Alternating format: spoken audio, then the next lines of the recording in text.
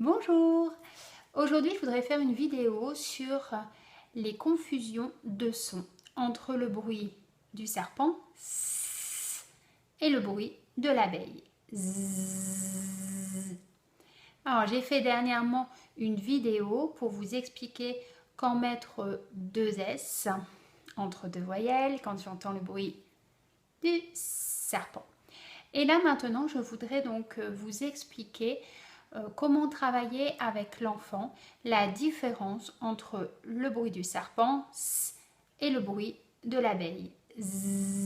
En effet, il y a des enfants qui ont beaucoup de difficultés à bien discriminer les sonorités proches. Pourquoi? Parce que justement, ces deux sons se prononcent de la même manière. Le S, vous voyez, je serre bien mes dents et je fais un petit bruit de sifflement comme celui du serpent. Par contre, vous voyez que je serre également mes dents, mais je vais entendre un bruit de vibration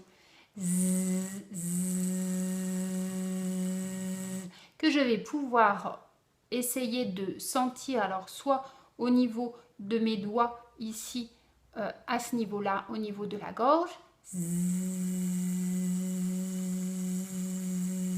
mais je vais le sentir vraiment en fait sur toute cette partie-là, au niveau aussi des dents. Si je fais fort la vibration de l'abeille,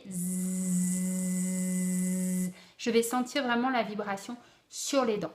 Alors que pour le bruit du serpent, je ne vais pas du tout sentir de vibration, mais uniquement du souffle. Donc ça, c'est déjà important de bien expliquer la différence entre ces deux bruits et de lui faire remarquer donc les sensations qu'il va pouvoir ressentir au niveau de sa bouche quand il va articuler, surtout donc le bruit de l'abeille. Donc il faudra bien insister au départ au niveau des bruits.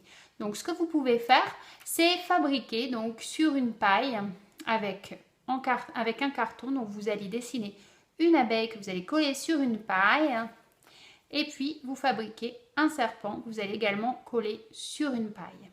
Donc je vais donner mes pailles, je vais donner mes deux personnages à l'enfant et on va travailler donc l'écoute des bruits.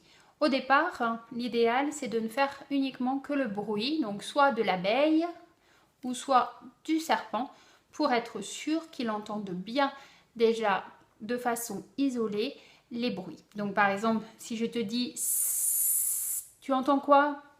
Oui, bravo, c'est le serpent. Par contre, si tu entends voilà, c'est l'abeille. Donc à chaque fois, l'enfant va lever hop, et montrer le petit personnage qui correspond au bruit entendu. Ensuite, on va essayer avec des syllabes. Donc par exemple, si je te dis ça, ah, j'entends que du souffle, c'est serpent. Bravo. Et par contre, si je dis zo, ah oui, là c'est l'abeille. Alors faites bien attention quand vous prononcez les syllabes de bien insister sur le bruit de l'abeille dans un premier temps en tout cas. Parce que par moment, vous allez voir qu'on n'entend pas bien la différence si on n'insiste pas. Donc c'est important dans un premier temps d'aider l'enfant à bien repérer le son. Ensuite, bien sûr, vous parlerez naturellement.